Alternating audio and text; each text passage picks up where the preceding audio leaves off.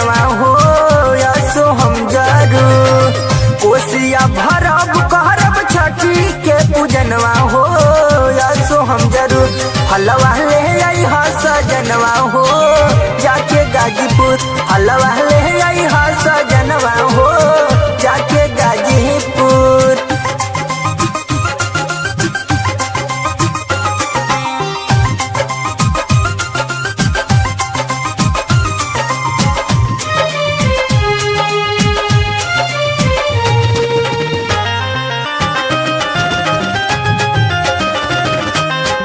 लंबी लंबी उखिया बीके जनी पूर्व जहरिया मर्द महुआ जमगढ़ से लइहा केलवा घरिया हे जी सुनत लइहा केलवा घरिया लंबी लंबी उखिया बीके जनी पूर्व जहरिया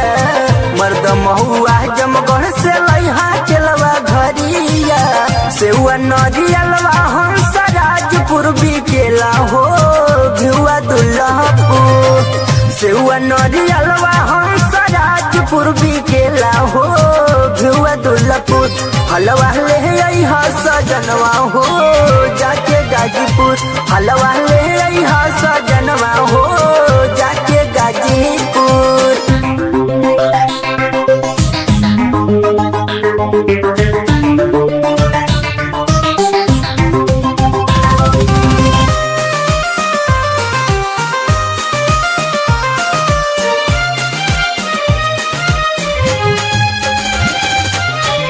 गाँव में होला छठी माई के पूजाई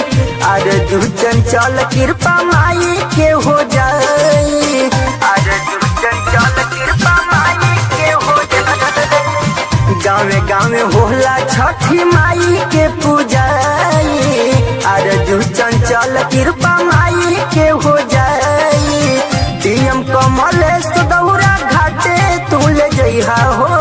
हवे नहीं दूर डीएम कमलेश दौरा घाटे तू ले जइहा हो हवे नहीं दूर हलवा ले आइहा सजनवा हो जाके गाजीपुर हलवा ले आइहा सजनवा हो जाके गाजीपुर कोसिया भरब करब छठी के पूजनवा हो यसो हम जरूर कोसिया भरब करब छठी के पूजनवा हो यसो हम जरूर हलवा ले आई हा सजनवा हो जाके गाजीपुर हलवा ले